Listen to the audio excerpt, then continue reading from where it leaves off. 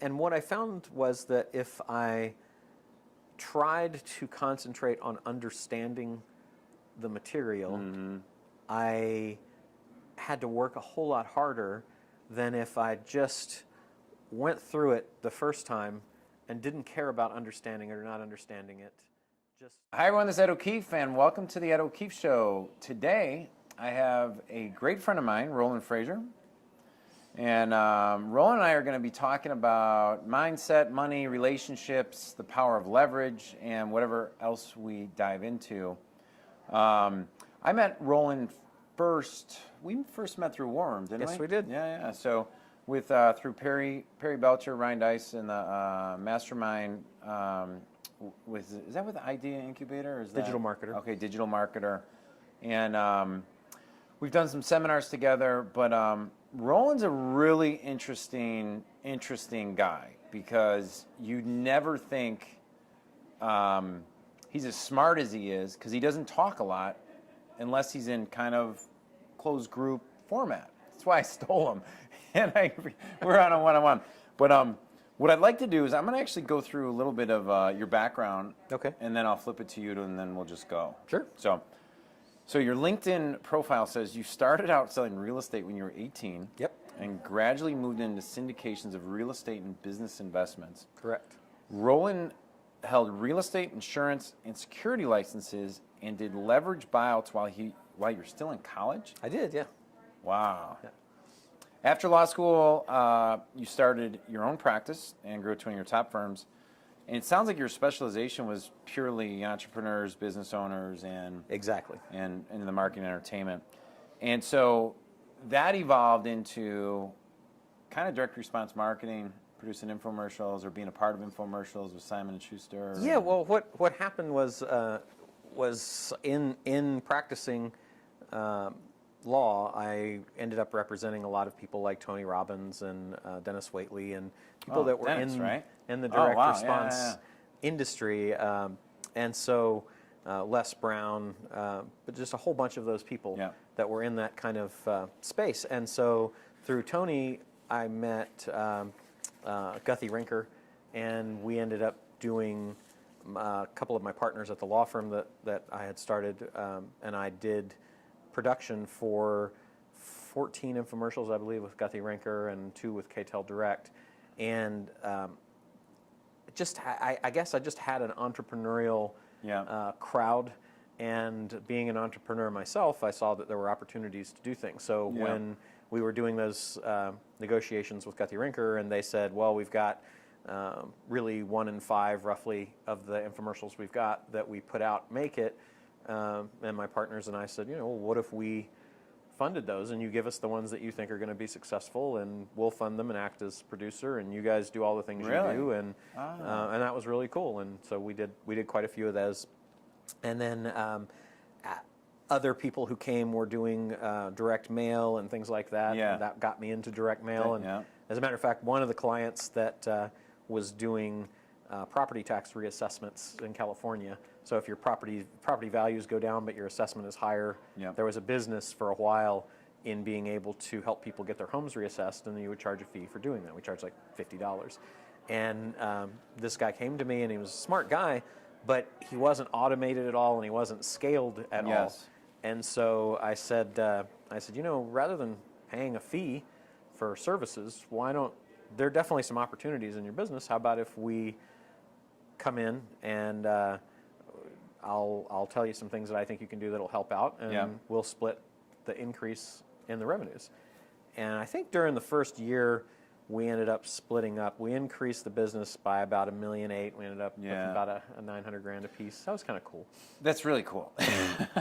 So was that awareness to actually see that opportunity to be like, all right, did you kind of not saying making up as you went, but like, was it something like you saw it and you kind of like tied 2 things together that there was no one whispering over your ear that? Oh no, it's the same as you. You see opportunities and you see something here, and you just kind of bring the 2 together.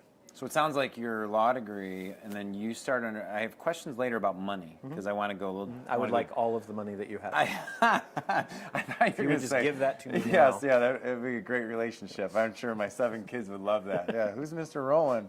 Okay, Daddy, get me a new sucker. No, but it sounds like you learned law. You had the entrepreneurial like mindset, but then you started learning about how to use money and Well, leverage capital. my undergrad was in accounting. So my father was a tax attorney, actually still is a tax attorney. Yeah. And I was exposed to a lot of financy kinds of things as a kid. But I was also, I think, one of the first two things that I would say were very, very important in that were finding a book called The Richest Man in Babylon by George Clason. Yeah, okay. Which talked about really effectively buckets and paying yourself first and things like that. That was really a helpful thing to find when I was 16, 17 years old. And the other was in the back of my dad's car, there were some cassette tapes, if you remember back in the day, from Nightingale Conant by Dennis Waitley called The Psychology of Winning. See, that's so funny. I was saying earlier today, I got the entrepreneurial, like, oh my God, I was in the nursing school and I walked into my volleyball coach's office, and on his shelf was Lead the Field by Earl Nightingale, and right next to it, Psychology of Winning, audio tapes. Stuck them in my thing, and it was the first time I ever heard, well, I shouldn't say like I grew up in a great family, but it was the first time I ever heard, like, you can go do whatever you want to do, and you can create your own self-image, stuff like that. So that's pretty amazing. That's pretty funny. Now, I wrote down, I wanted to ask you about your dad, because you had, everyone has said your dad's like amazing. Did he push you towards law, or how did how did you get it? How or why did you go into law? I just enjoyed. He told me, if you understand how to read financial statements, then you speak the language of business, which is interesting because I just read something by Warren Buffett that said exactly the same thing. Yeah. It is the language of business, and so understanding financial statements and that sort of stuff. And you don't have to be an accountant, obviously, but that knowledge was amazing, and I saw that he was successful at business, and the other people that he worked with were successful, and he was a tax attorney, and the two things that I think are incredibly helpful to me educationally are a founding in accounting and a founding in law. It's amazing when you're doing business. If you have those two tools, you can kind of accomplish anything. Yeah, because if you look in our groups and people we associate with, what I was thinking about before our conversation was many of the questions guys have that prevents them to going to the next level has to do with licensing, acquiring abilities to, like, how do I put this licensing deal together? Yep. And really, you get marketing guys and creatives that's so far from their spectrum. Right. So you can fill some of that gap, or that's where opportunity lies for you. So those are correct. Yeah, it's kind of when you get to a certain level, it is all business, right? Yeah, It's business relationships, business transactions, deals, negotiations. Those are all things that understanding the basics, at least, of financial statements and the basics of how money works and how capital works and then how deals are structured is pretty invaluable. So let's talk about that. So how do you define money? How do I define money? I would define money as, I consider money cash. I don't consider money stocks or things like that. So in this kind of a strict, narrowly defined sense. Yeah. So what is money to you then? What does it give you? Money gives you the freedom to do the things that you want for yourself and other people. Awesome. That's really all it is. So was there a time where money changed for you? Like, was there a time where you're like, holy crap, and it just started opening up? Meaning the definition changed? No, just your ability to acquire it and to see the power of it. Like the one deal you just shared a minute ago was pretty profound, but... Yeah, my relationship with money is I feel like I have always felt like I can always generate it. Yeah. And it's cool to have. I've had it. I've had less of it. I've had more of it. There hasn't really ever been there are different points in your life where what you're able to do for other people and what you're able to do to collect your own experiences changes, but I think you can kind of do it anywhere. Yeah. Very what do you cool. think about that? Well, what's interesting was because, like, I mean, see, I grew up in a household where there was very little money all the time.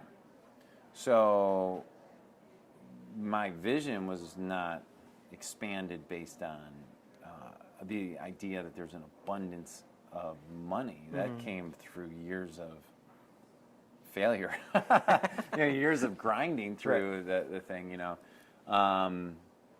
Okay, very good. So you're around high-level thinkers a lot. You've been around. I mean, like one question I got to ask, because I think some of our entrepreneurial buddies who, at least if they're not aware of Guthy-Renker, who've produced Tony Robbins infomercial, were you on that as well? Were you a part of that? Only the negotiations. Oh, okay. Yeah. So what was one thing? What was something cool, unique about working with Guthy? I think those guys are visionaries, and what they were able to do in that space that's probably a good example of really understanding scale, because I'd say that was the first time that I was really exposed to how much opportunity exists if you're casting a wider net for a broader appeal as opposed to a very narrow one. Yeah. And I had always been, if you think about my upbringing and education, was around services. Yes. And consulting and things like that, not really selling products. Like how fast can you move the treadmill? Yeah. Even though you might be high priced, exactly. You're still on it. Yeah. And that's something you learn as an attorney too, is even if you charge $1,000 an hour, you're still limited to your 2,000 hours a year roughly that you can bill times $1,000 an hour, which is $2 million, and that's nice, but that's a pretty low limit given the universe of opportunity that's out there. So what's the biggest difference between the high-level thinkers that you see that you're like, that guy or gal gets it, versus why, the other spectrum? Because with Digital Marketer, you guys provide amazing resources. Traffic and Conversion Summit is now you're going outside of the U.S. Yeah, we're doing Australia in March, and then hopefully the UK in fourth quarter, and then fantastic. We'll add. There's 9 or 10 of them that hopefully we'll end up at. But that's an example of expanding the universe right there. So Traffic and Conversion Summit, which is a phenomenal summit. If you haven't ever gone to it, you gotta go. Everyone goes to it. It's this year. It's in San Diego and then all over the world. What's the difference between the people you see who like, oh, I get it, versus those who can be getting the same exact message, sitting in the same exact seats, excuse me, but just they're not getting results. Results is all about implementation, right? Yeah. So the stuff that you hear at Traffic and Conversion, the stuff that you can read in a whole bunch of books, I believe that almost all of it works. Yeah. Right? If you watch an infomercial on TV about how to make money in real estate, if you buy real estate and you go through what most of those guys tell you how to do, it's probably going to work and you're going to make money. But most people don't do it. So that's it. I mean, it all comes down to, there's 2 levels of accomplishment, I think. The first is you have to take action to do it and implement. And the second is that you have to scale. And those are the 2 big limiting points. So there's the haves and have-nots between the people who go and hear the information and say, yeah, that's cool, and I'm going to do it, and I'm going to buy a course, or I'm going to think about it and get around to it, but don't ever do it. And then there's people like you who you tell something in passing, and then I talk to you 6 months later, and you have a whole business about it. Well, time collapsing. But then, exactly. But then the next big difference is people who are mired in the doing of the implementation and not in how to scale all around them in so many ways. How to scale themselves and what they do as a technician and change from a technician to a business owner. And then to actually go out and identify leverage points in their business in multiple places that will allow the business to grow exponentially. Well, let's go deeper on that, because it was on my list, right? So we'll come back to some of the other stuff, but let's just hit it. Well, by the way, what did you just said? Because Perry and Ryan both said. I said, what's Roland's? What is the thing that Roland does the best? And They both, said, if Ryan Dice said, if you had to choose between staying at a 3-star hotel or snipping your Achilles tendon with rusty garden shears, which would you pick? And Perry Belcher said he's a hotel snob. So, both on the hotel. That's yeah, really but I funny. know, right? Isn't that funny? And they weren't sitting in a bathtub together. That's kind of a Well, you don't know that. Yeah, that's right. But they both had said your ability to scale is one through relationships. But I want to just put scale first, and we'll talk about relationships because Sure. I have a lot of questions on relationships. One thing you mentioned was before we talk about scale, you said something I want to go back to, which is you said, I'm going to go do this, and then you said there's 2 sets. I'm going to go do this, I'm going to implement, and I'm going to go scale. Mm-hmm. But what I want to know, because do you feel like when you're learning a new system, like so you and I have crossed paths, like not many ways, like, okay, you're learning SEO, okay, well, I'm going to go learn SEO. Now we're going to learn media buying. I'm going to learn media buying. Right. We're doing local search seminars together. Those are all totally different systems. Mm-hmm. I pride myself on the ability to learn extraordinarily fast by modeling. You tend to do the same thing. Mm-hmm. What's your internal system that you haven't really shared, or do you have one that you're not even aware of, or that system are you for accumulating information rapidly and then implementing very rapidly? Yeah, I am, because I do that regularly. I am an avid consumer of massive amounts of information, and so I cram learning information, researching online, talking to everybody I can into a very, very short period of time, and spend maybe 14, 15 hours a day doing it for a couple of months. And then the next phase is synthesizing and seeing what makes sense and what doesn't, and organizing and sequencing and ordering.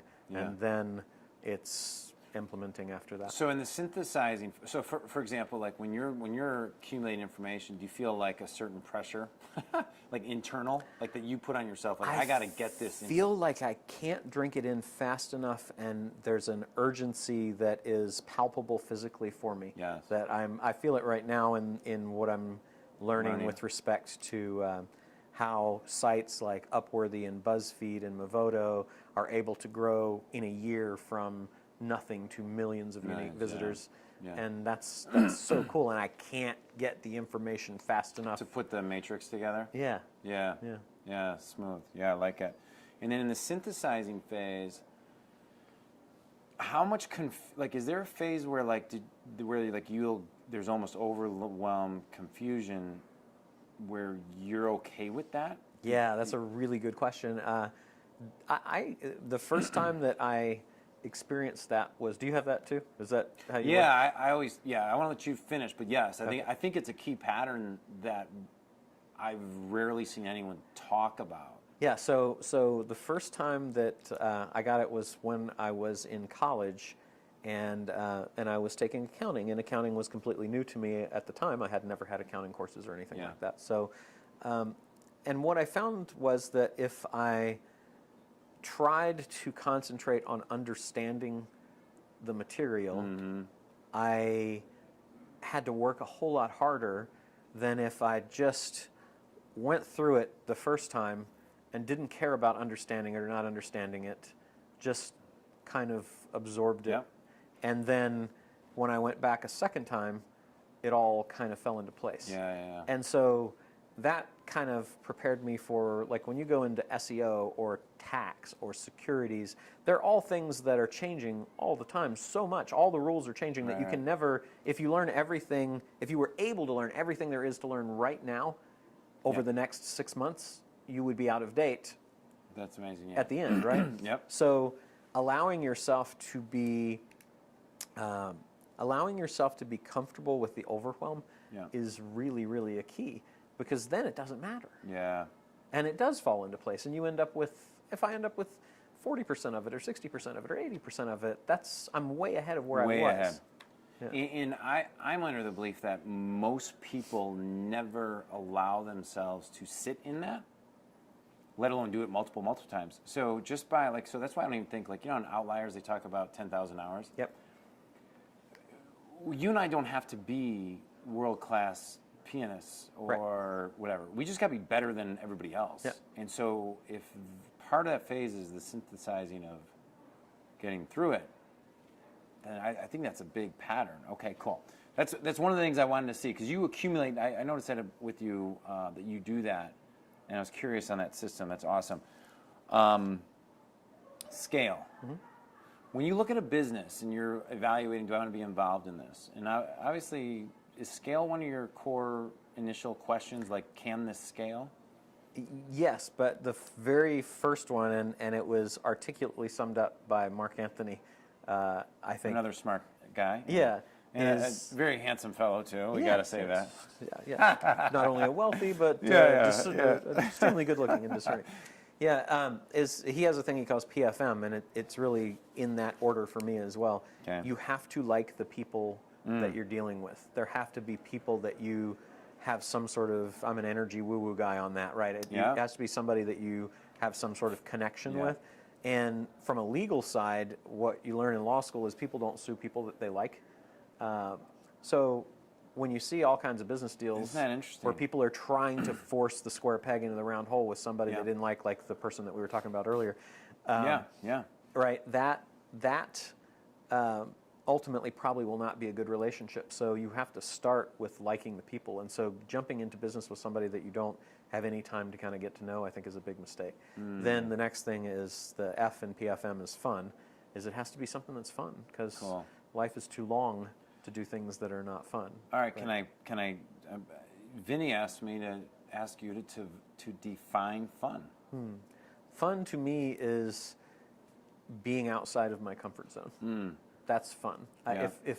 If we're going to go, if you and I are talking about something right now and we're going to go do something that is not a challenge and doesn't push either of us to grow in some sort of way, then I don't actually think that's fun. And it's not that I wouldn't do it, or that I wouldn't do it and outsource it, or do it and get somebody to run it. You know?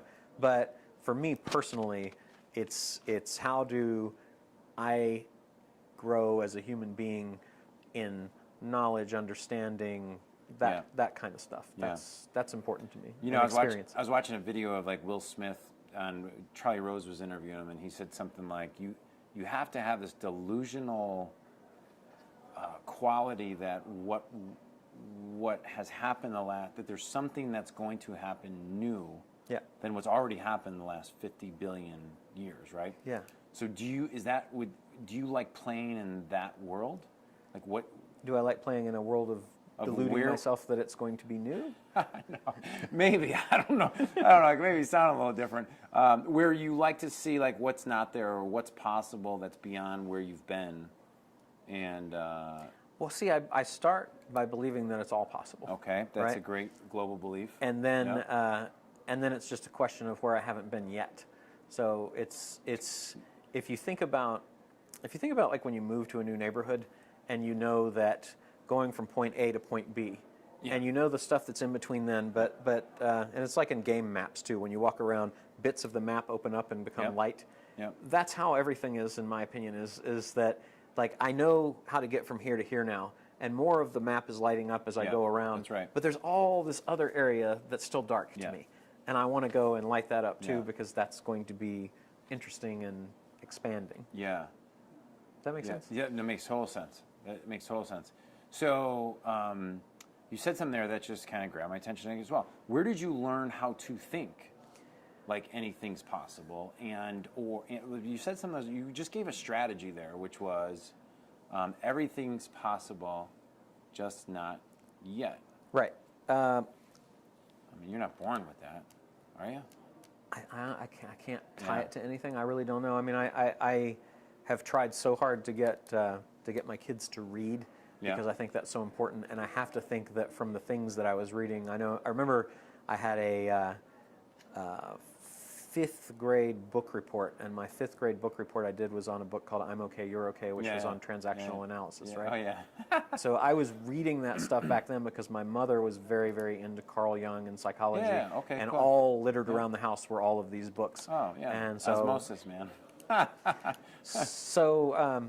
So I would assume that it came from that, because I believe it's all socialization. Yep. But I couldn't hang it on a particular event or peg or anything like that.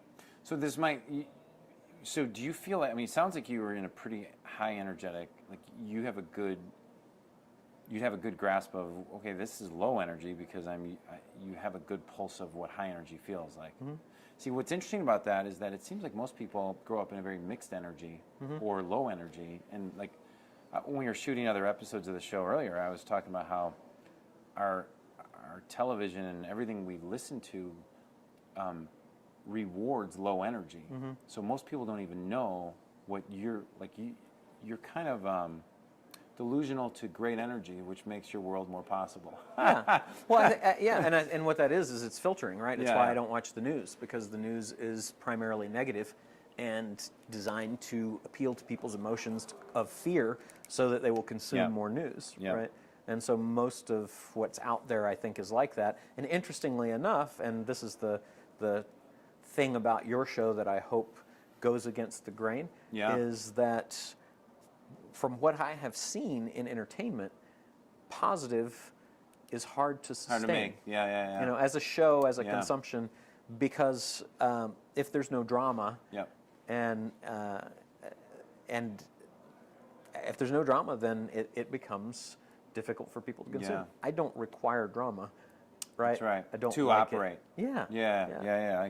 Like, hey, let's take 5 minutes and just be drama so we get out of our system. Yeah, right. So then we can go be awesome. Yeah, exactly. Yeah, awesome. So PFM, what's the M? M is money. Oh, okay, great. So it's got money. Great. Yeah. Now, when you look at it in the scale, one thing that Perry had said, or you had said, was you go back to relationships. But before we go deeper in relationships, you also said you look around the scale, you go around the whole thing. So what do you mean by that? Like when you look at a business, what are the different ways that it can scale? Or sure. Yeah. I don't know if I'll get them all here, It'll be perfect. But basically, is there untapped market, right? Yeah. That's it. But let's just assume that I think it can scale, because I think it's, unless you want me to talk about can it scale, because as long as there's untapped market. Yeah, and with media arbitrage nowadays, there's so many opportunities to scale almost anything. Okay, right? so let's just assume it can scale. Let's say it can scale. So then the question becomes, how can it scale? Yeah. Right? And it can scale by using, ideally, you look around and you say, where are the leverage points? Are there leverage points in money? Can I get extra money? Can I get money from an investment bank like Goldman Sachs, or can I get money from my buddy Ed, who might be interested in it, or my Uncle Joe? Then what things do I need in the business? Do I need a sales force? If I need a sales force, then where is a sales force? Who else already has a sales force that I can tap into that will be complementary and non-competitive to mine, or that I can acquire, or lease, or something? What other channels of distribution already exist? What's interesting is you didn't say anything about how do I build my sales team. Don't want to do that. Yeah, it takes too long. Yeah, see, that's time collapsing. Awesome. Okay, keep going. So then it would be channels of distribution. Who else? What are all of the other available channels of distribution that this business isn't currently tapping? And what relationships do I have, or can I create, that I can tap into those existing channels of distribution? Manufacturing. Who's got manufacturing capacity that's not being used? Advertising and marketing. Who's got ad inventory that's not being used that I might be able to tap into, that's already extant, right? That's already there, sitting there. And you can get it at like 1/10 the price for free. Yeah. But I don't even care. What if it's 3 times the price, but they've already got it and I don't have to pay for it right now? Got it. Right? Yep. And I'm not saying that I'd be running up debt. I'm just saying, like, if let's say I have an infomercial worthy product that's got a 10x markup on its sales, and if I was going to go and buy ads, it would cost me 1x the cost of whatever it is I'm selling, right? Or 2, let's say 2. Well, I still have 8x left to work with in the overall every expense that goes into whether I'm going to make a profit or not. So if I have to buy ad space, then I'm constrained by the amount of capital that I have to go buy the ad space with. But if I can get the ad space from somebody that's already got it, then as long as it's less than 8x and leaves me everything else that I need, then why do I care if it's 7x? I don't. You don't. Right? Especially if I can get infinite amounts of it, because I don't have to deal with any constraint that's pre-existing in the company by having to pay cash for it. Does that make sense? Yeah. So you really, but this goes back to your relationship with money. You think differently about it. I guess, yeah. Most people would be like, well, no. How do I pay 3x so I keep 5x? Yeah, don't understand that at all. Never. It drives me nuts. Wow, listening to that's people pretty talk awesome. about that. That's awesome. And that goes to everything. It's like where are all the leverage points? Inventory, manufacturing, financing, distribution, marketing dollars, ad dollars, personnel, right? Yeah. Sales forces, sales reps, everything. Yeah. You know, it's Businesses to where. So where did relationships like we already talked about money, we're talking about scale. Now the gap on a couple of these things are relationships, right? Mm-hmm. And so you've become you're known as kind of a master at building good relationships with those both things. I mean, the better your relationships, the more money comes out of it, and we scale companies, mm-hmm. right? So was there ever a point where you're like, wow, okay, the more people I meet, the more value is being given to everybody? Like, what's your thought, or let's start clean slate of, when it comes to business relationships, how do you see it working and where do you start? I think you start with giving value with no expectation of anything in return because you want to help other people. And that's... Now, a lot of people would say that's kind of BS. You know, like it's not, though. Yeah. Okay. So let's go into the that. The most manipulative thing you can do is help other people get what they want, which is awesome. Awesome. Right? Yeah. Was there a point where you like did that and it clicked, or again, is this just your upbringing and you've always had that? It wasn't my upbringing. I don't know where it happened, but as a negotiator, because I was always told I was a good negotiator, I learned when I was at a fishing store with my uncle when I was a kid, and we went into this bait and tackle shop, and he's like, I'd go down to Arkansas. He owned a paving business, and I'd go down and pave roads every summer, and we'd go fishing. And he went in one of the summers I was down there. He said, watch, I'm going to buy this stuff. I'm not going to pay what they're asking for. And I was like, what do you mean you're not going to pay what they're asking for? I'm not going to pay what they're asking for. I'm going to haggle. I'm like, you can do that? It says right here how much it costs. No, which might sound silly because we all know that you don't have to pay what the prices are. Yeah. This is a retail store, and he went up and he's like, can't talk to the clerk guy. You got to talk to a manager. And he did it. And then the whole rest of that trip, I was doing that, and that was a big aha for me as a kid. And I remember I went into Sears, and they were selling a Polaroid handle camera that you cranked out a picture when you took the thing, or Kodak kind of handle maybe it was.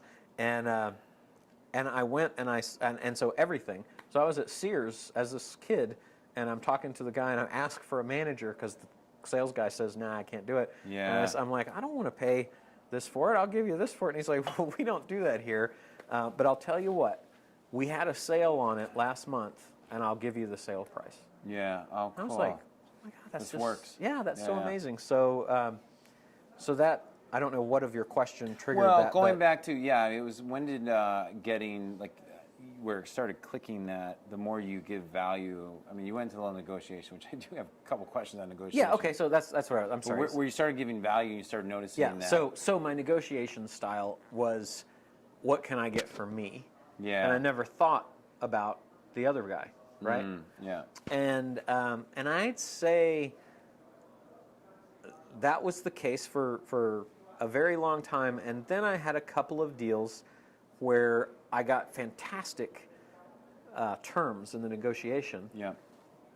But the performance by the other side was less than what it should have been, and it was less than what they were used to performing or providing. Did they feel like they did not win, or was I think so, even subconsciously. And so what I came back to, and this is something that I actually am putting in a book that I'm working on, is there's a zone of fairness, right?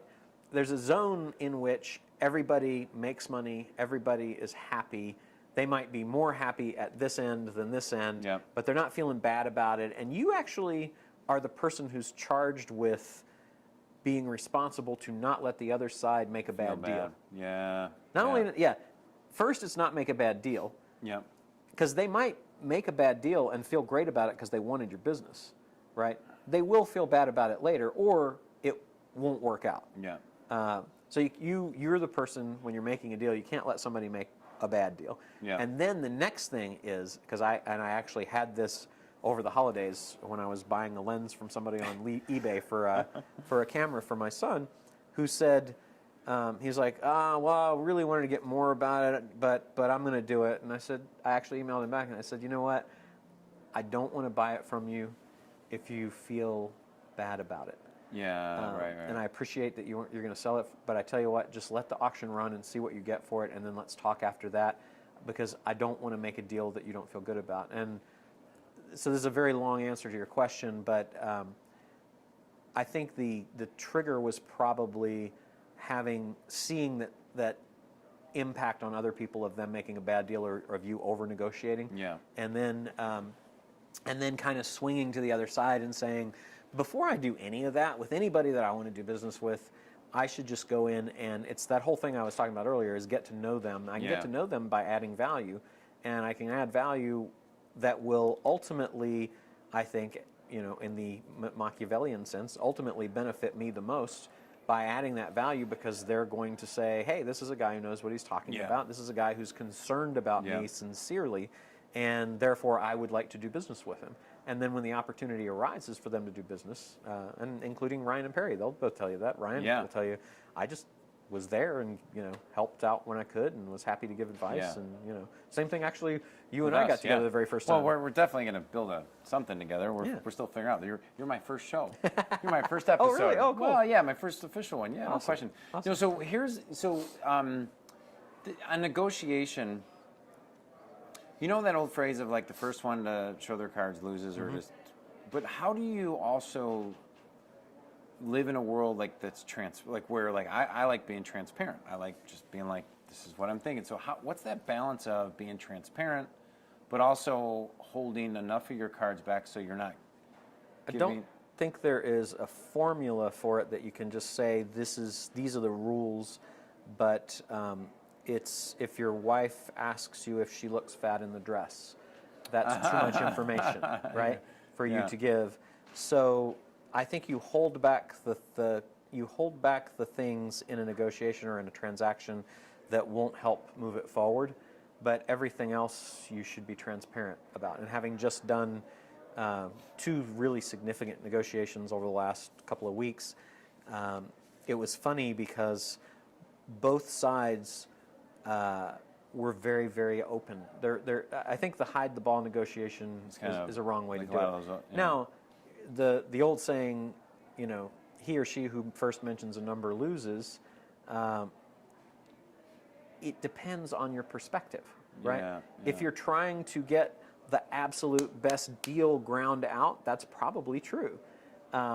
But if you're coming to it wanting to understand what they need to make it a win for them, then you have to have a number.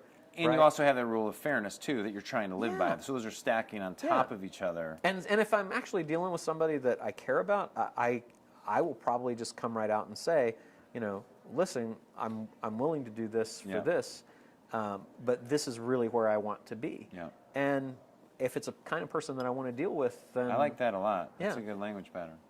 So that's kind of where it works. So how do you, with relationships, like... a ton of celebrities. I just saw who texted you, by the way. So I was like, oh, people would be like, holy crap, I'd love to meet. You have access. You play in what I call both worlds. You have friends.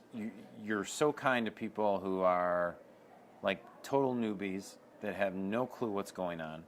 Yet you also have access to some of the most intelligent and smartest people.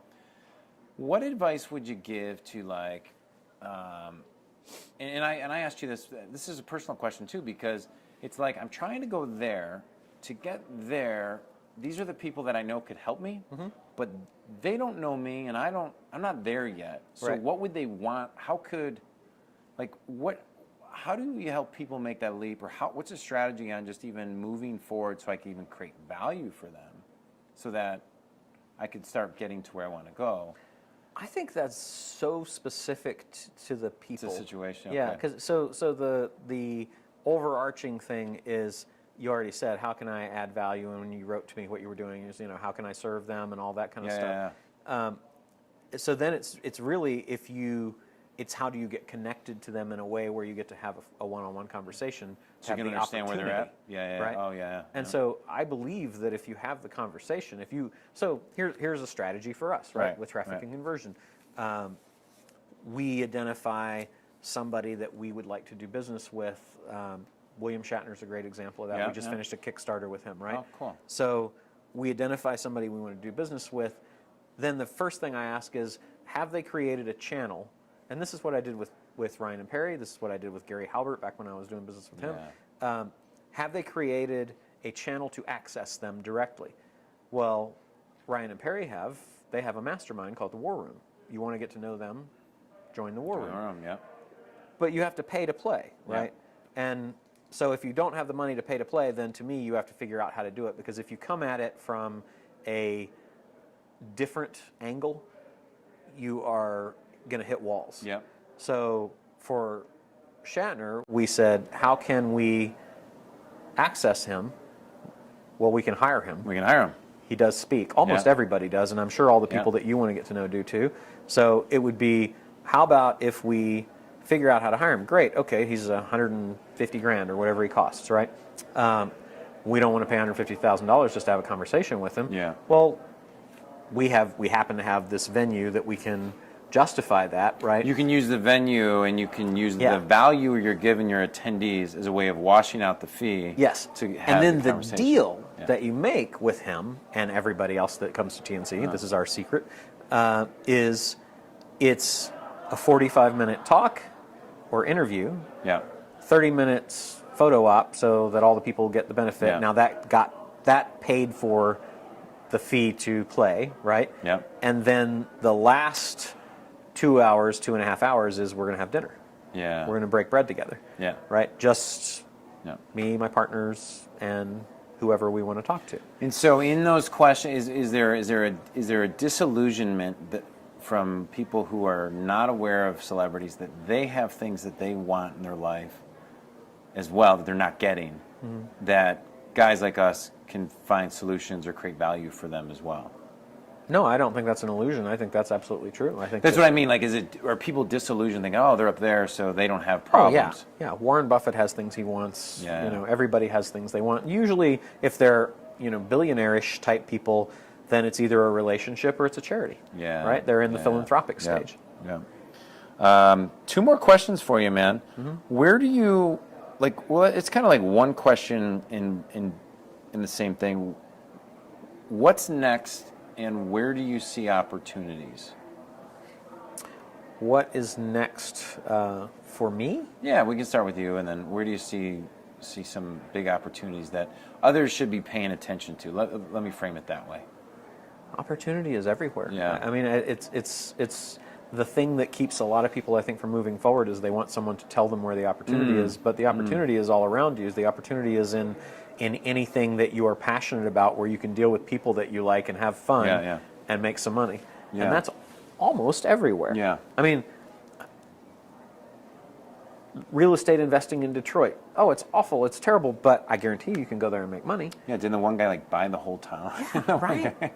And a lot of it's contrarian, right? So if real estate is going up and up and up and up and up, then that's probably the last place I want to go. So I guess opportunity to me someone exists. actually, I'll take it funny. So someone actually, one of you know who it is, send me a note saying, hey, I have this new traffic source that's awesome for supplements, health supplements. And I said, well, what is it? And they're like, newspaper ads.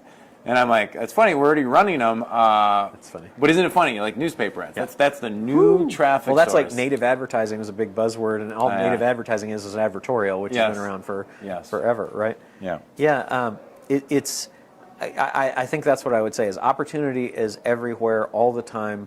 It is not as great in areas that all the masses are swarming to. So if it's the hot thing, then it's already the wrong place to be. I think, I think opportunity runs contrarian. What's your book about? Originally it was called Life Without Limits. It probably still will be, but it's basically, I was inspired to write it about 20 years ago, the first version of it, because I read Ben Franklin's autobiography, and he talked about that he was writing it for his son. He was writing it for his legacy, for his children, right? And I thought, I didn't have kids at the time, but I wanted to share what I felt I knew of the world with my kids. Yes. And so that's so it's about a perspective on the world and understanding, finding your own way and making your own conscious decisions to choose the goals, values, purpose, and all of that you want to be, and then identifying the things that conflict with that you may have inherited from other people, from your parents, or from so it's kind of along those lines. It's awesome. If anyone wants to get a hold of you or come to an event, where would they?